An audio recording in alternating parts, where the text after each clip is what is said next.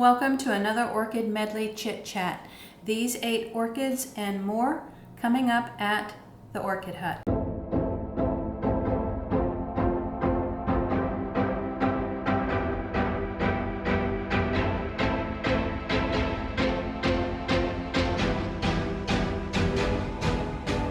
Welcome back to the Orchid Hut. My name is Dana, and as I mentioned in the brief introduction, today's video is another Orchid Medley Chit Chat. To be exact, it's Orchid Medley Chit Chat number 13. And if you find out that you enjoy the format of these videos, there are 12 other Orchid Medley Chit Chats to watch in the playlist, and they are, of course, timeless because the information that I share can be valuable to your own orchid growing hobby and your collection just about any time of the year. So what we're going to do today is divide these orchids by their genus. So we're going to start with all of the Dendrobiums in the collection that I brought before the camera today. And then we're going to move on to the Phalaenopsis orchids that are here. And then we will talk about the others that are not one of those two. Okay, so I'm going to move some of these out of the way so that we can talk about the Dendrobiums first. Anytime there was a video on this orchid previously, I will mention it briefly and put a link in the upper right hand corner of the screen. Sometimes it might be a video from when I purchased the orchid, sometimes it might be a video from when I repotted the orchid, or maybe when it was a featured bloomer.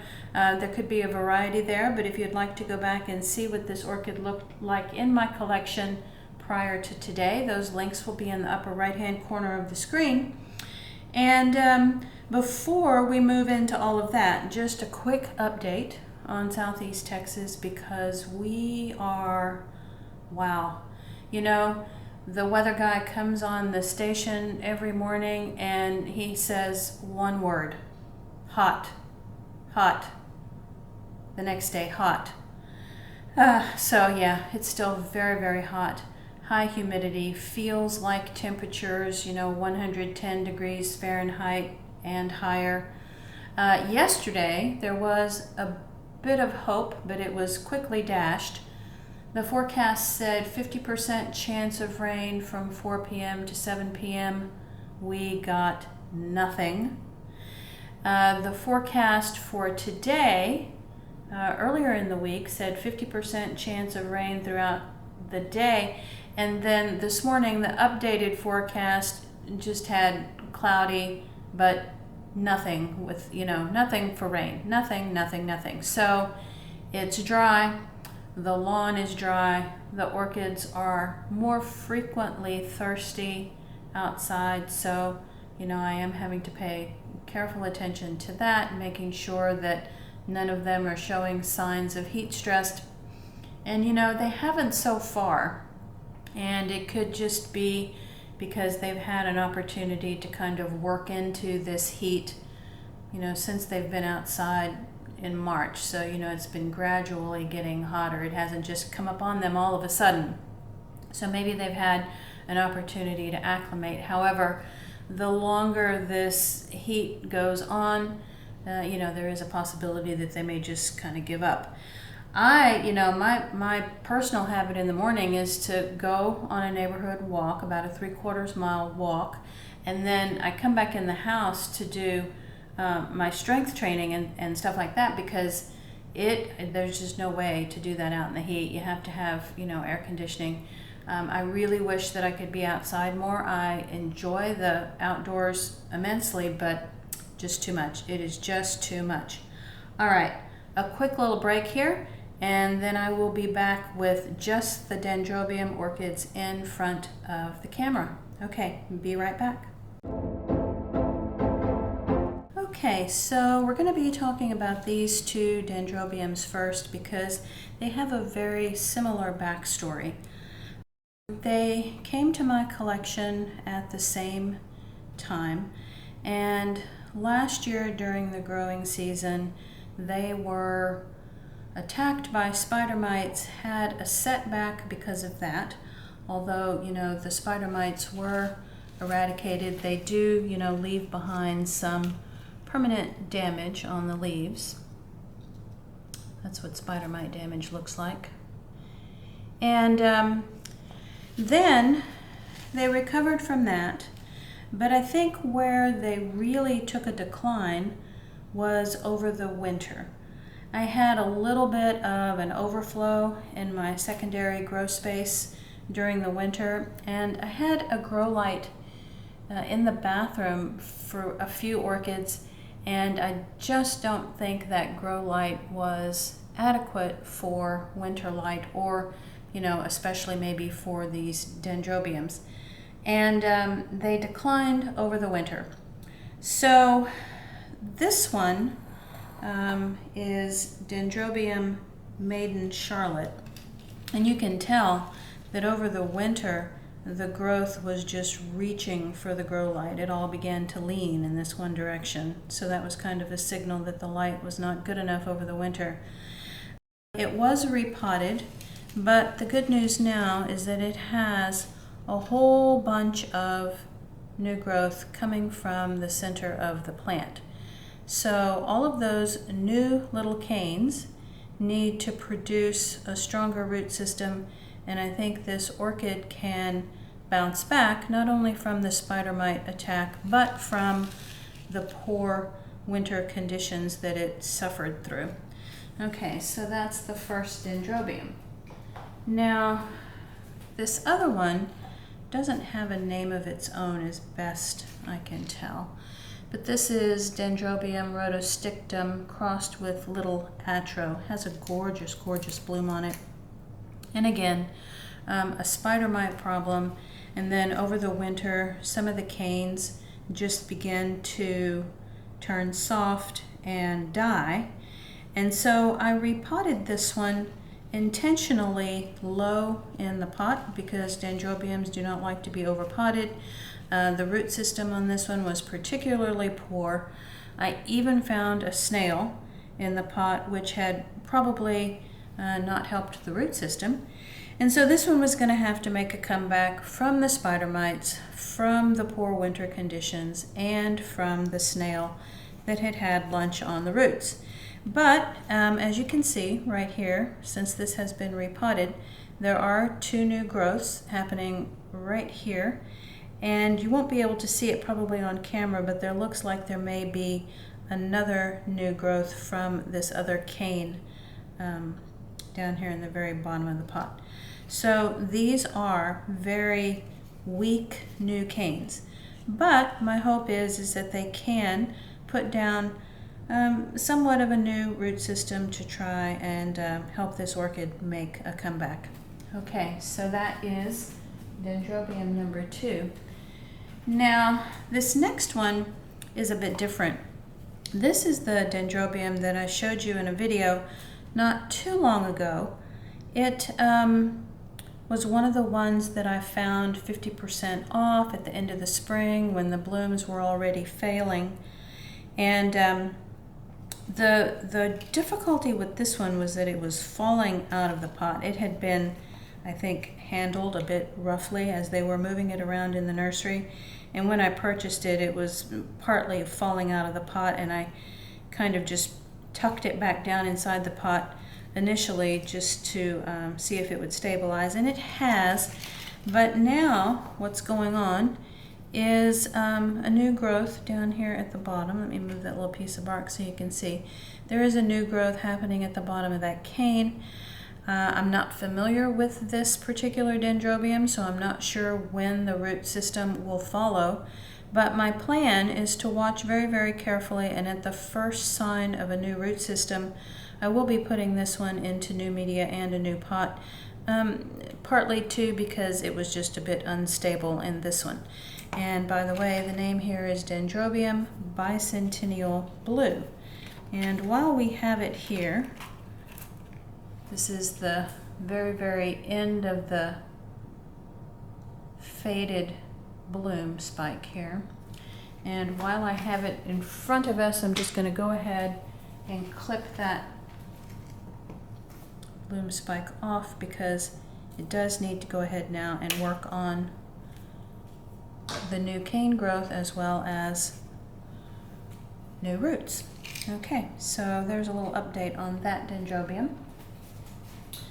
Now, the final Dendrobium is my Roy Tokunaga.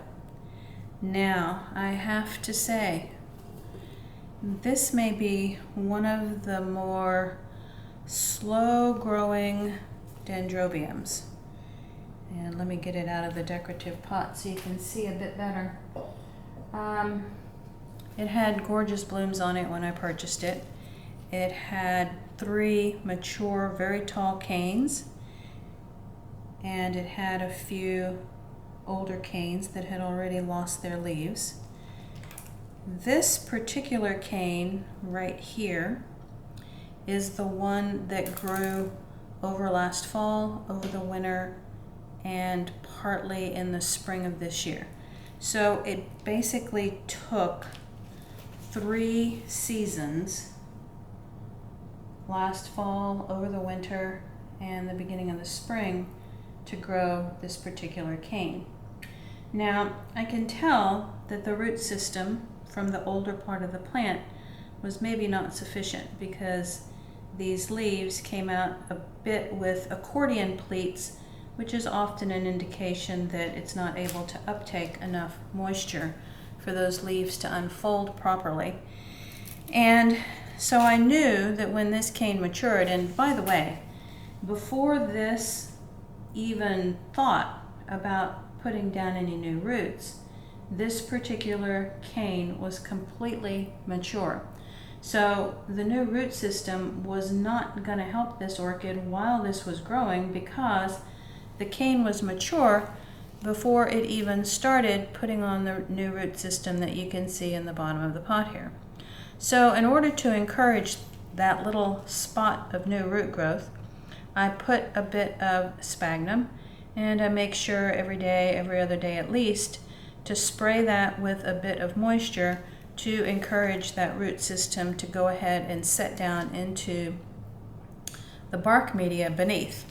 And that strategy is working, in case you ever want to try that, because you can see the new roots are headed down into the media, and they are appreciating that bit of extra moisture from the sphagnum.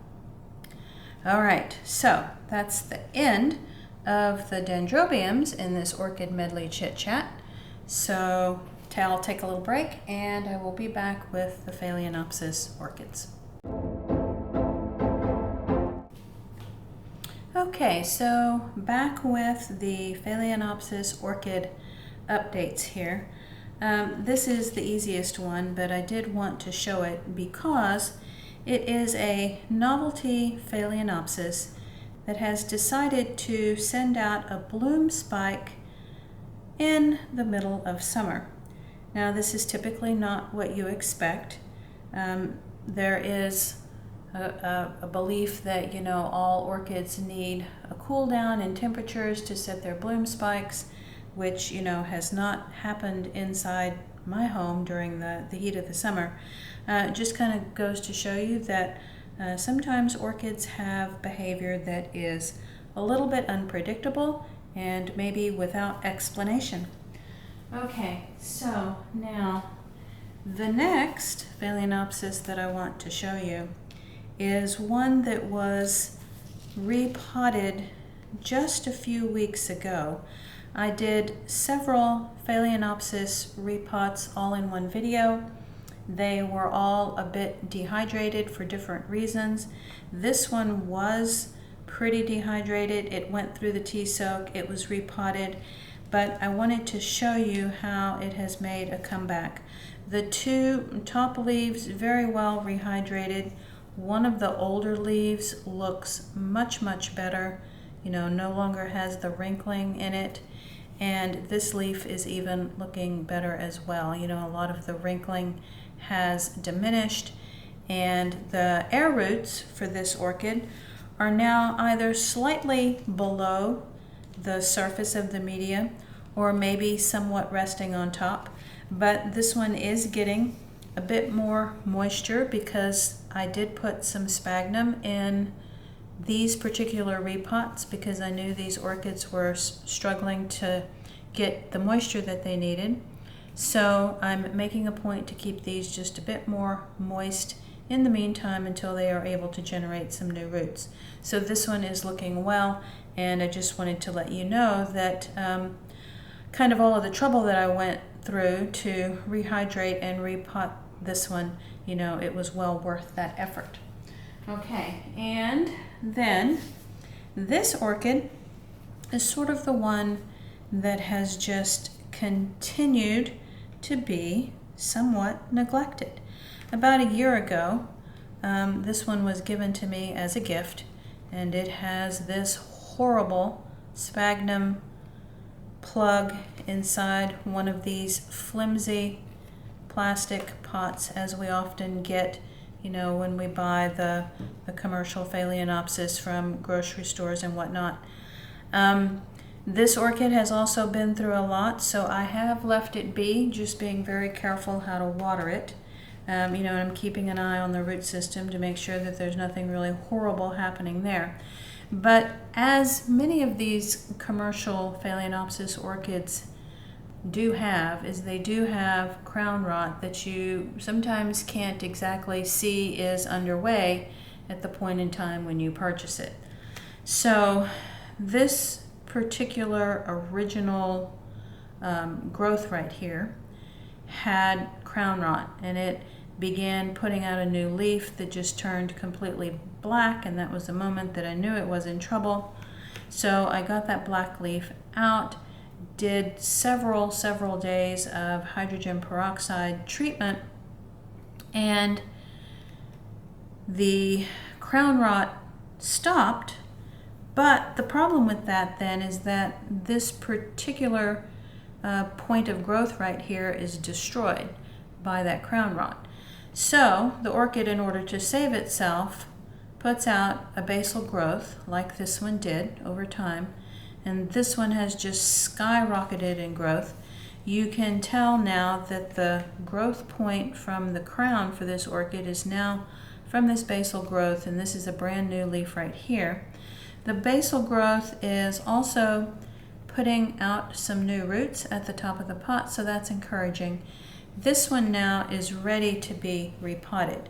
Now, just as kind of a little bit of extra info here, when it's repotted, these are not two separate orchids. You know, they're not meant to be separated from each other. You basically now just have you know, a potted Phalaenopsis that looks like two, but it's really not, because this one will not continue growing. In fact, at some point, these two leaves will die, okay, because there's no new growth happening here. This particular growth, you know, will just no longer be, and this basal growth will take over for the orchid. But for the time being, these two leaves are helping to still support the plant and the new basal growth right here. Okay, so that's a little bit of an update on what's happening with that one. And I'm going to pull over one more Phalaenopsis that is over to the side on purpose. And the reason that it's over to the side is because I don't think it's doing very well. It had some leaf tip issues, maybe about 6 months or so ago. And I trimmed that part off and I treated with cinnamon. And for a while, it looked like it was going to be okay. But now there is some very suspicious discoloration in the leaves. So part of the older leaf looks a normal green, and then there's kind of this outline of lighter yellow-green, and it's a very kind of a random pattern. So it's on that leaf, and it's also on this leaf as well. And so I think this particular orchid has some sort of issue. You can also tell that its new leaf growth was very, very stunted. This is not, you know, normal leaf growth when you look at the size of the previous leaves. This orchid has some sort of issue going on. Now, The question is, you know, do I want to put in the effort to try to save it? Probably not. This one has never really done well in my collection. I do not know why. It's a Bellina, a white Bellina, Phalaenopsis. I think, you know, this one is just going to probably end up going in the trash, I hate to say, and I will start over with, you know, a different Bellina and see if I can have better luck with that one. Okay, so that's the end of the Phalaenopsis orchid updates. I'll be back with a few more. Okay, so I threw in one more little unexpected orchid here to show you something that's going on. And we'll start with that one and we'll save the Cochleanthes for last. Okay, so this is Oncidium Space Race, currently in bloom. Very, very cute little dancing lady. There is a community post with this bloom if you would like to have a closer look at that. And you know, overall this orchid has been in this pot for a couple of years. It has bloomed the last 2 springs. It is probably due for a repot. The thing that I wanted to point out were these 2 very, very old back bulbs on this plant. You know, they are beginning to yellow, which is normal as the newer part of the plant begins to absorb the final moisture and nutrients from these back bulbs. And so they just slowly begin to shrivel more and more and turn yellow. Now, this is not a sign of trouble. However, if you feel these and they are soft and mushy and can just pull away from the plant, or there's any sort of black spots that looks like rotting, then you might have an issue. But when they're like this and they're still firm and solid, this is quite normal for older back bulbs on an Oncidium orchid. So when I repot this one, these 2 will probably be removed from the plant. Okay, so that's a little update on Oncidium Space Race. And then the very last one, Cochleanthes, this one is also on my near-term repot list. It has done okay. Now, this is one of those cool cloud forest type growing orchids. It's really the only one in my collection that prefers probably such a different growing environment. I do grow this one in the house in the secondary grow space near but not under the grow lights, so it gets even a very filtered version of my grow lights. It's near my lady slipper orchids, and I do on most days run a cool mist humidifier in that area. This one does not like to dry out at all, and if I don't run the cool mist humidifier, I do have to water it nearly every single day, especially because inside with the air conditioning running, you know, the air inside the house is more dry than what this orchid would prefer, so it likes for that cool mist humidifier to be on. And when that's running, I probably only have to water it maybe like every 3 or 4 days instead, because the sphagnum stays moist. Now, this is Amazing Andrea, pretty in pink. I'll put a link in the upper right-hand corner of the screen for when I purchased this orchid. A few leaves have died and fallen away. It bloomed right after I purchased it, but has not bloomed since. I did take a bit of a sneak peek to see what was going on inside the pot. You can tell that a lot of these roots are dead, but there are some roots that are alive. It's pretty tight in that pot. I think my repotting strategy here will be to just around the outside edge here, cut away dead roots, maybe pull some of the sphagnum out if it is willing to fall away easily, and then I'm just going to up pot this one for all practical purposes and just kind of tuck some new sphagnum moss around the edges. Okay, so that is the end of this Orchid Medley Chit Chat. I do hope that you enjoyed watching it, and if you did, please give it a thumbs up. The subscribe button will be coming up in the bottom right hand corner of the screen, and don't forget the notifications bell. It will let you know when I've posted something new. Thank you all so much for watching, and talk to you next time.